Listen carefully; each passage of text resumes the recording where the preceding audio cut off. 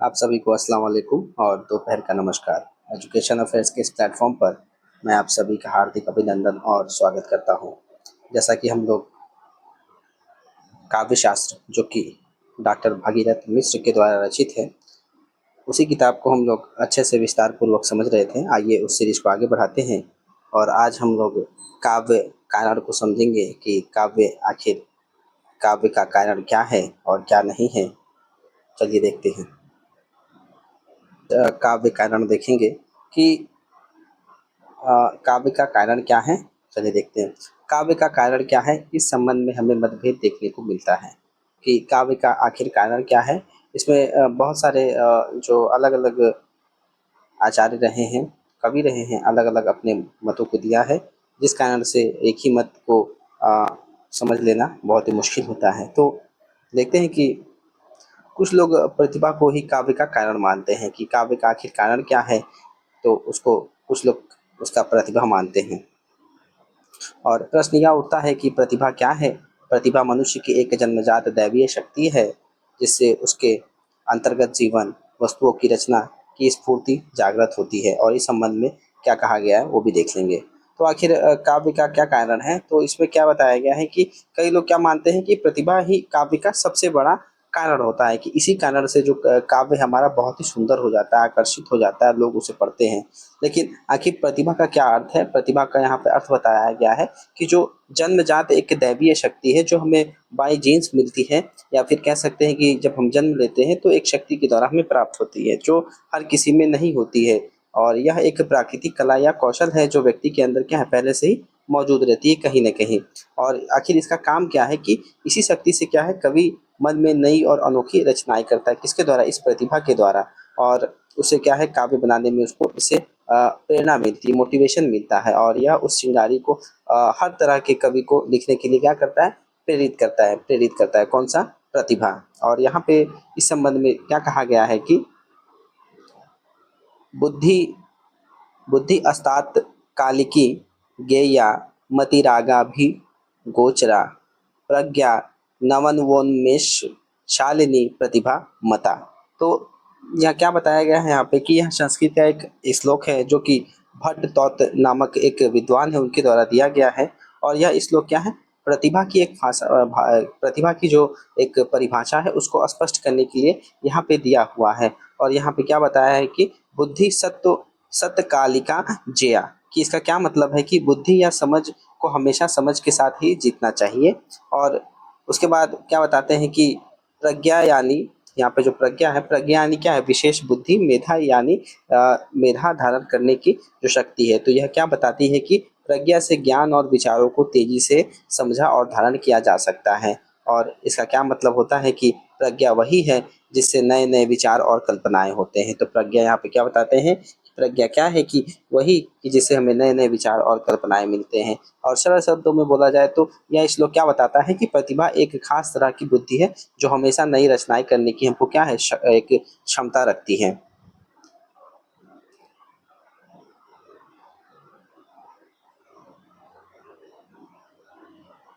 तथा ध्वनि आलोक के प्रमाण से अपूर्व वस्तु निर्माण क्षमा प्रज्ञा है। और अतः निष्कर्षतः हम कह सकते हैं कि नूतन रचना की स्फूर्ति देने वाली शक्ति ही प्रतिभा है। इस प्रतिभा को कुछ विद्वानों ने शक्ति भी कहा है और कुछ ने कल्पना कहा है। रुद्रक ने काव्य के कारण शक्ति को दो भागों में देखा, एक तो सहजा और एक उत्पाधा। और सहजा, ठीक है, यहाँ तक देखते हैं कि यहाँ क्या बताया जाता है कि यहाँ ध्वनि आलोक जो नामक एक प्राचीन ग्रंथ है उसका यहाँ पे उल्लेख किया गया है ना। ध्वनि आलोक एक प्राचीन ग्रंथ है, उसका उल्लेख किया गया है। और क्या बताता है कि यहाँ पे अपूर्व वस्तु निर्माण क्षमा प्रज्ञा है, कि यह संस्कृत का एक वाक्य है। इसका क्या मतलब है कि प्रतिभा वह विशेष बुद्धि है। प्रतिभा यह विशेष बुद्धि जो क्या करता है? अद्वितीय और नई चीज़ों, जैसे कि नई नई चीज़ों का निर्माण करने में हमें सक्षम बनाती है। और यह साफ हो जाता है, और निष्कर्षतः क्या बताते हैं कि यह साफ हो जाता है कि जो प्रतिभा है वह शक्ति है जो नई रचनाएं करने की हमें प्रेरणा देती है। और इसे कहीं कहीं शक्ति या फिर कल्पना भी कहा जाता है।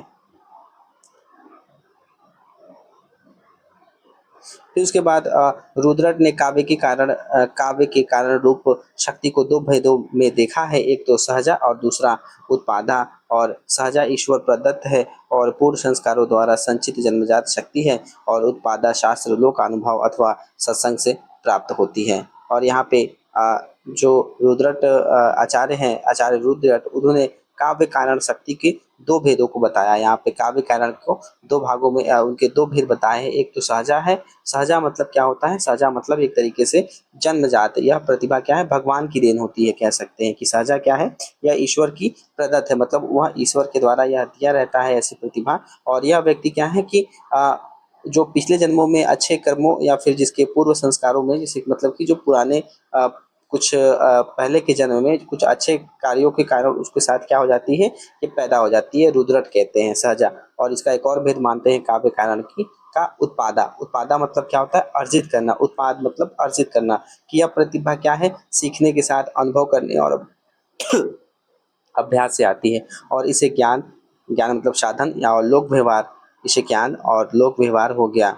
और फिर अच्छे लोगों की जो संगति से हमें क्या होता है? इसको हम प्राप्त कर सकते हैं। तो इसका क्या मतलब हुआ कि प्रतिभा पूरी तरह से जन्मजात नहीं होती है, इसे मेहनत से भी विकसित किया जा सकता है। तो रुद्रट ने काव्य कारण के दो शक्तियों को काव्य कारण शक्ति को दो भागों में बांटा है। इसके दो भेद बताए हैं। एक तो सहजा, जो कि जन्मजात एक प्रतिभा होती है किसी भी मनुष्य में, और एक क्या होता है कि हम लोग इसको वातावरण से, किसी साधन से या किसी संगति से या फिर किसी व्यवहार के द्वारा प्राप्त करते हैं।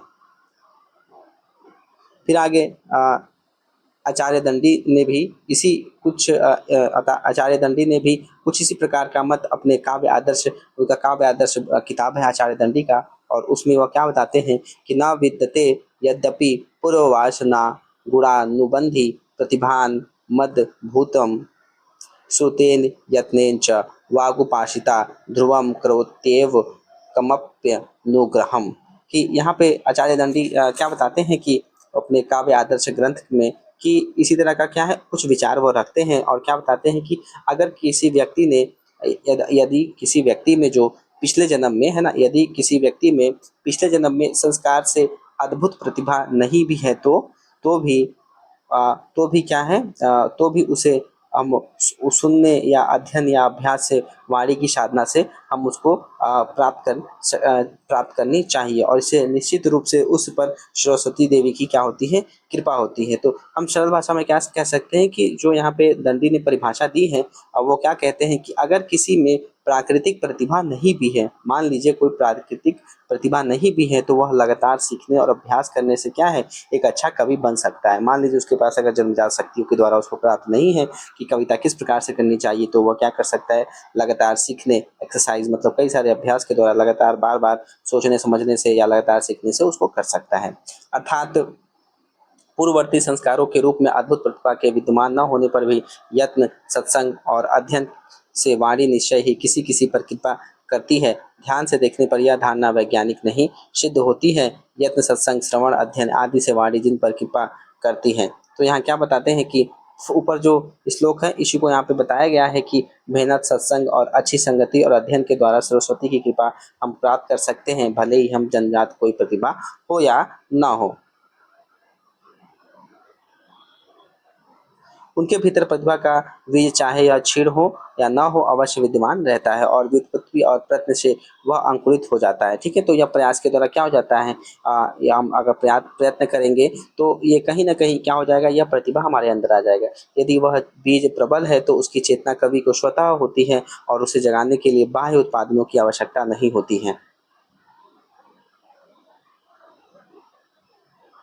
और क्या बताते हैं कि अगर प्रतिभा का बीज बहुत ही मजबूत होता है, मान लीजिए, तो कवि को क्या है? तुरंत कविता लिखने की इच्छा होती है और उसे बाहरी प्रेरणा वगैरह की कोई ज़रूरत नहीं पड़ती है। लेकिन उस प्रतिभा को पूरी तरह से विकसित करने के लिए हमें बार-बार ज्ञान और अभ्यास क्या होती है? बहुत ही आवश्यक होती है। हाँ, उनको पूर्ण विकसित करने के लिए व्युत्पत्ति और अभ्यास की आवश्यकता होती है। ठीक है? मतलब उसको पूरा करने के लिए क्या होगा? कहीं न कहीं हमें अभ्यास और बार-बार अभ्यास करने की एक नीड आवश्यकता ज़रूर होगी। और व्युत्पत्ति और अभ्यास उस व्यक्ति को कवि नहीं बना सकते जिसके भीतर प्रतिभा की बीज है ही नहीं। इसी कारण से आचार्य वामन का मत है कि कवित्वम बीजम प्रतिभानम, प्रतिभा ही कवित्व की कारण है। इस मत का समर्थन आचार्य जयदेव ने भी किया है। और ये इसीलिए क्या है कि मान लीजिए कि कोई व्युत्पत्ति और मान लीजिए कोई अभ्यास के द्वारा या ज्ञान के द्वारा कभी नहीं बन सकता है, ठीक है? जिसके अंदर प्रतिभा का कोई बीज अगर मान लीजिए कोई मैं ही हूँ, अगर मेरे अंदर ऐसा कोई बीज ही नहीं है, ऐसा कोई प्रतिभा का कोई लगन भी नहीं है, चाह भी नहीं है, तो कहीं न कहीं क्या होगा, हम जो एक काव्य है उसको रच नहीं सकते हैं। वो क्या होगा, उस वक़्त अगर हम लोग एक्सरसाइज़ नहीं करेंगे तो दिक्कतें ज़रूर आएँगी। और आचार्य वामन का इसी प्रकार क्या करते हैं, जो आचार्य वामन हैं, वह एक अपना मत बताते हैं कि प्रतिभा के महत्व पर वह जोर देते हुए क्या कहते हैं कि केवल अभ्यास से कोई कवि नहीं बन सकता, है ना? वह क्या बताते हैं, कवित्वम बीजम प्रतिभानम, है ना? कि इसका क्या मतलब है, कवित्व का बीज प्रतिभा ही है, कि कवित्व का बीज क्या है, प्रतिभा ही है। तो हम लोग क्या कर सकते हैं कि केवल अभ्यास से कोई कवि नहीं बन सकता है, उसके अंदर प्रतिभा का बीज होना भी सबसे ज़रूरी है। कहीं न कहीं दोनों चीज़ का तालमेल रहना आवश्यक है। यहाँ पे कुल मिला के यहीं पे बात ये आ रही है कि मान लीजिए अगर आपके अंदर प्रतिभा का बीज है, तो मात्र उसी से नहीं होगा, कहीं न कहीं आपको बार-बार अभ्यास करना ही होगा। मान लीजिए आपके पास बहुत सारा ज्ञान है और उस ज्ञान का आप व्यावहारिक रूप से अगर प्रयोग नहीं करते, तो कहीं न कहीं वो ज्ञान एक तरीके से बिल्कुल बेकार है और ठीक नहीं है। फिर उसके बाद इस मत का समर्थन करते हुए जयदेव क्या कहते हैं कि प्रति प्रतिभव श्रुत्याभ्यास सहिता कवितां प्रति हेतुर्मृदं बुषम्मन्द वजोत्पत्ति वजोत्पत्ति तामीव। देखिए यहाँ पे थोड़ा संस्कृत है, थोड़ा-सा संस्कृत में मुझे समस्या होती है, बट मैं कोशिश कर रहा हूँ। तो यहाँ पे क्या बताया गया है कि जयदेव क्या बताते हैं इस श्लोक में, जो वामन है उनके मत का यह समर्थन करते हैं। वामन ने ऊपर जो मत दिया था कि मान लीजिए कि केवल अभ्यास से कोई कवि नहीं बन सकता है, उसके अंदर क्या है, प्रतिभा का बीज होना भी आवश्यक है। तो उसी मत का समर्थन करते हुए जयदेव क्या बताते हैं कि अ प्रतिभा ही क्या है, कविता की ओर ले जाती है। वो क्या बताते हैं कि प्रतिभा ही जो है कविता की ओर ले जाती है और यह क्या है, एक मजबूत बीज की तरह होती है। कुल मिला के यहाँ पे यही कहा जा रहा है आचार्य जयदेव के द्वारा भी। फिर उसके बाद ज्ञान और ज्ञान और अभ्यास प्रतिभा रूप बीज को अंकुरित करने के लिए मिट्टी और जल के तुल्य अतः प्रमुख कारण प्रतिभा है। आचार्य हेमचंद्र ने अपने ग्रंथ काव्य अनुशासन में और भी निश्चित रूप से इसी मत का पुष्टि की है। और उनका क्या कथन है उसको भी देख लेंगे। तो यहाँ पे देखिए लिखा है, प्रतिभाओ न कवो नाम काव्य कारणाकरम व्युत्पत्त्य व्युत्पत्त्य भ्यासौ तपस्या एवं संस्कार कारकौ न तो काव्य हेतु। कि यहाँ पे क्या बताया गया है कि ज्ञान और अभ्यास ये दोनों क्या है, मिट्टी और पानी की तरह है। जो ज्ञान और अभ्यास है यहाँ पे वो क्या है, बिल्कुल मिट्टी और पानी की तरह है, जो प्रतिभा के बीज को बढ़ने में क्या करती है, मदद करती है। मान लीजिए आप जो प्रतिभा है और मान लीजिए ज्ञान और अभ्यास को क्या है, एक प्रतीकात्मक रूप से मिट्टी और पानी की तरह बताया गया है कि यह क्या करते हैं कि मान लीजिए कि जो प्रतिभा का बीज है उसको बढ़ने में यह मदद करती है। और इसका प्रमुख कारण, लेकिन मुख्य कारण हमेशा प्रतिभा ही होती है। कहीं न कहीं इसका मुख्य कारण क्या है, प्रतिभा ही है। और हेमचंद्र का क्या मत है यहाँ पर, कि हेमचंद्र अपने ग्रंथ काव्य अनुशासन में बताते हैं कि व्युत्पत्ति और अभ्यास, जो व्युत्पत्ति है और अभ्यास है, वे केवल सहायक या संस्कारक है, वे काव्य के मुख्य कारण नहीं होते हैं। ठीक, तो संक्षेप में हम लोग क्या कह सकते हैं कि आ, कि कविता लिखने के लिए प्रतिभा एक जन्मजात शक्ति सबसे महत्वपूर्ण है, जबकि ज्ञान और अभ्यास इसे निखारने और विकसित करने के लिए ज़रूरी है। तो कोई भी व्यक्ति केवल अभ्यास से कवि नहीं बन सकता है, उसके अंदर क्या होना चाहिए, प्रतिभा का बीज भी होना आवश्यक है। तो कहीं न कहीं उसके अंदर एक प्रतिभा का बीज, एक जन्मजात शक्ति होना बहुत ही आवश्यक है और उसको वह अपने ज्ञान और अभ्यास के द्वारा एक कवि का रूप धारण कर सकता है और काव्य लिख सकता है। फिर उसके बाद यहाँ पर प्रश्न यह उठता है कि प्रतिभा के होते हुए भी यहाँ प्रश्न क्या उठता है कि प्रतिभा के होते हुए भी बिना अभ्यास के और लोक शास्त्र के क्या काव्य का सम्यक विकास हो सकता है?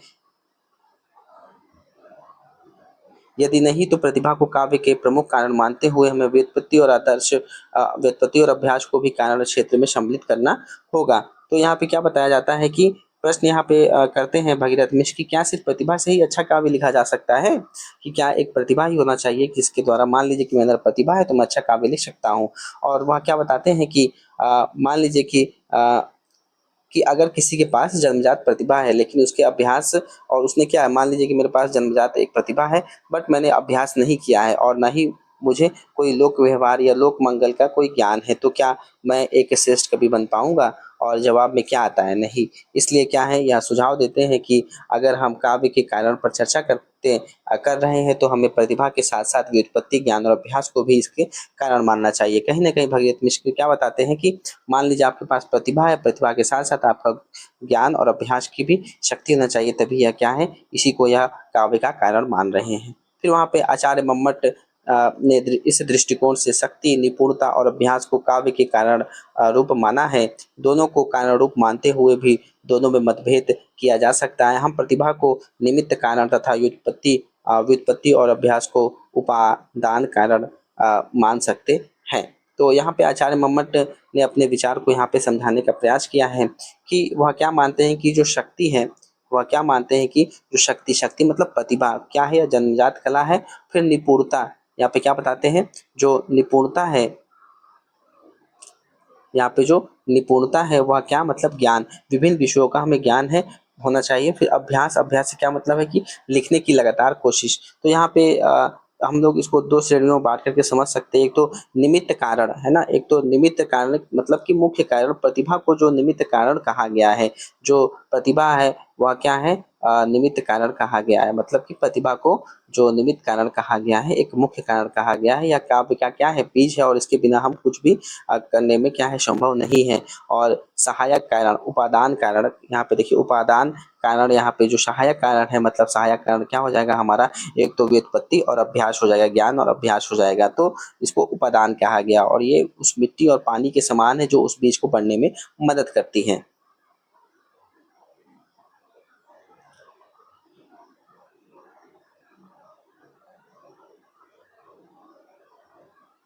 ठीक है। और एक और दृष्टिकोण हमारे सामने आता है, फिर उसके बाद एक और दृष्टिकोण हमारे सामने आता है कि प्रतिभा और व्युत्पत्ति होने पर भी हो सकता है कि काव्य की रचना हो ना हो। मान लीजिए कि मेरे अंदर प्रतिभा भी है और व्युत्पत्ति भी है, मतलब मेरे पास ज्ञान है, मैं अभ्यास भी कर रहा हूँ और मेरे पास प्रतिभा का बीज भी है।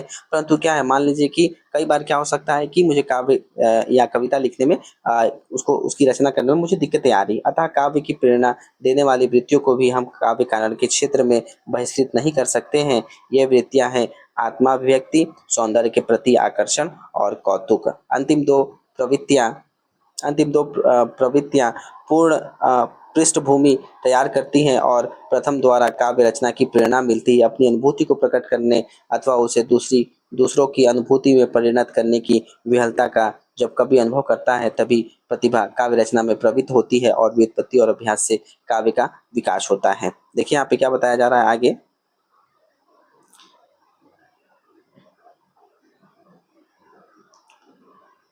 यहाँ पे क्या बताया गया है कि काव्य की जो प्रेरणा है, अ, उसका जो मोटिवेशन है एक तरीके से, तो यहाँ पे क्या कहते हैं कि भले ही किसी के पास प्रतिभा, ज्ञान और अभ्यास हो, लेकिन अगर उसे लिखने की इच्छा या प्रेरणा नहीं है तो वह कविता नहीं लिखेगा, है ना। मान लीजिए काव्य की प्रेरणा देने वाली क्या है, यहाँ पे तीन प्रवृत्तियां बताई हैं। और काव्य की प्रेरणा, जब हम काव्य लिखते हैं तो उसको लिखने के लिए हमारे अंदर तीन यहाँ पे प्रेरणाओं की बात की गई है। और वो कौन कौन सी प्रेरणाएं हैं, एक तो आत्म अभिव्यक्ति की, अपनी जो भावनाएं हैं और विचारों को प्रकट करने की हमें क्या हो, एक आंतरिक इनर एक इच्छा होनी चाहिए। फिर सौंदर्य के प्रति आकर्षण, और हमें किसी सुंदर चीज को देखकर उसके बारे में लिखने की एक इच्छा होनी चाहिए। फिर एक कौतुक है, कौतुक मतलब जिज्ञासा, कि किसी बात को जानने या समझने की उत्सुक मतलब हमारे अंदर क्या हो, जिज्ञासा होनी चाहिए। तो इन जो ये हमारे प्रेरणा है, तीन तरह की प्रेरणाएं हैं, जो कि एक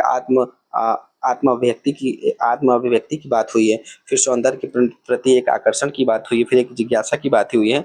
तो इन प्रेरणाओं के कारण ही कवि क्या है, अपने अंदर क्या है, कवि अपने अंदर की जो भावनाएं हैं उसको व्यक्त करने के लिए प्रेरित होता है। जब यह प्रेरणा जागती है तभी क्या है, उसका प्रतिभा, ज्ञान और अभ्यास मिलकर कविता का क्या करती है, एक स्वरूप या रूप सामने लाती है। तो कह सकते हैं कि हमें मान लीजिए कि एक इच्छा भी होनी चाहिए हमारे अंदर, एक प्रेरणा भी होनी चाहिए, नहीं तो हम कविता नहीं लिख सकते। कहीं न कहीं ये भी एक काव्य का कारण बन सकता है। तो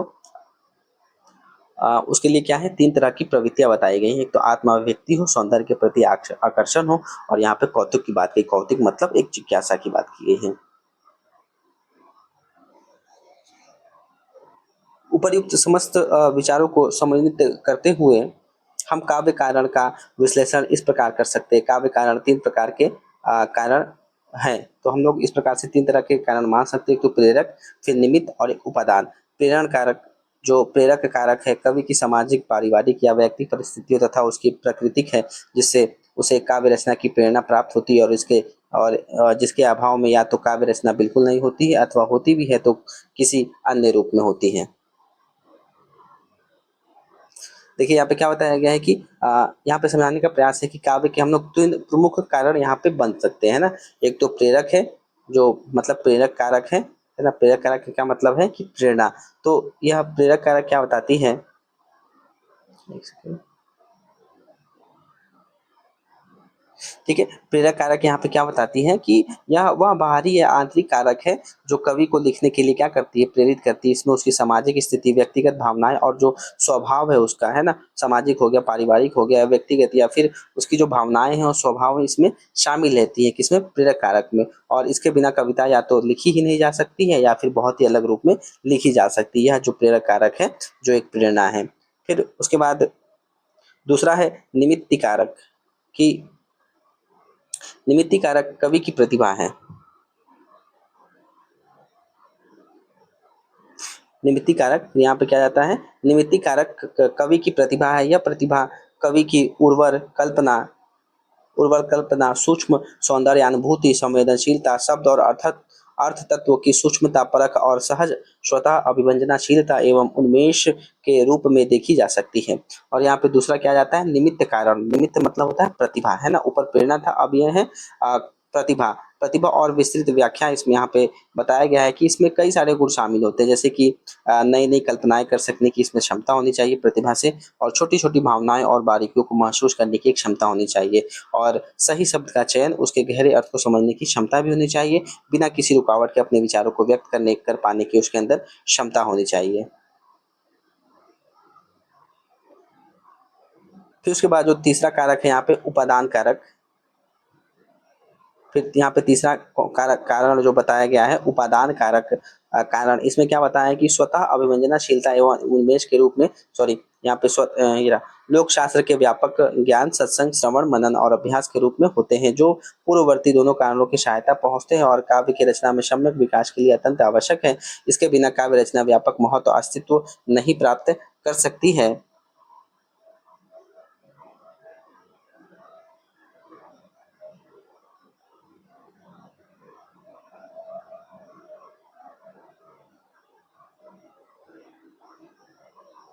और अधिक व्यवस्थित रूप में प्रस्तुत करते हुए हम कह सकते हैं कि प्रेरणा कारक भी निमित्त कारक कारण का ही एक भेद है। अतः निमित्त कारण के दो रूप हुए, एक तो प्रेरक कारक और दूसरा प्रतिभा तथा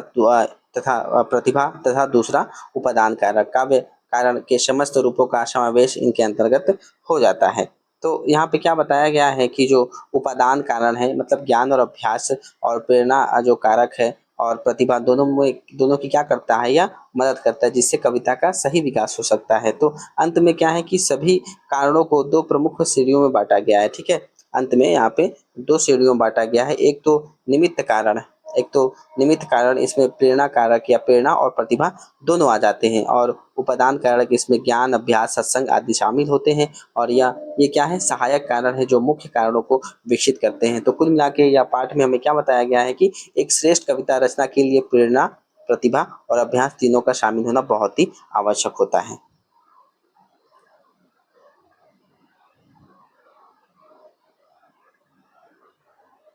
फिर उसके बाद इस प्रसंग में वामन का काव्य अंगों का विश्लेषण बहुत महत्वपूर्ण है। ठीक है, वामन के भी देख लेते हैं कि इनका क्या विश्लेषण है। उन्होंने काव्य अंगों को तीन रूपों में प्रस्तुत किया है, लोको विद्या, प्रकीर्ण, अच काव्यांगनी। ये काव्यांग काव्य के साधन नहीं है। और यहाँ क्या बताते हैं आचार्य वामन ने, काव्य के साधनों को, जिन्हें काव्यांग भी कहते हैं, वो उनको तीन भागों में बांटा है। एक तो लोक एक तो लोक, दूसरा विद्या और तीसरा प्रकीर्ण, है ना। ये तीनों मिलाकर के एक अच्छे काव्य की क्या करते हैं, रचना करने के लिए आवश्यक होते हैं, लोक, विद्या और प्रकीर्ण। और लोक से आचार्य वामन का तात्पर्य है, आप क्या क्या है इसको देखते हैं कि लोक से आचार्य वामन का तात्पर्य है आस्थावर एवं जंगन जगत का व्यवहार जानना, और विद्या में शब्द, स्मृति, अभिधान कोश, छंदो विचित, कला शास्त्र, राजनीति, इतिहास, इसमें प्रथम लोक ज्ञान और द्वितीय शास्त्र ज्ञान है, अतः यह निपुणता या व्युत्पत्ति के भीतर रखा जा सकता है। और इसमें लोक और विद्या को यहाँ पे स्पष्ट किया गया है कि लोक और विद्या क्या है। तो लोक का क्या मतलब है यहाँ पे, यहाँ पे लोक के बारे में बताया गया है, यहाँ पे जो लोक है उसके बारे में बताया गया। इसका क्या मतलब कि संसार का ज्ञान, लोक मतलब संसार का ज्ञान। इसमें जीवित मतलब जो जंगम में मतलब जीवित, और निर्जीव मतलब अस्थावर।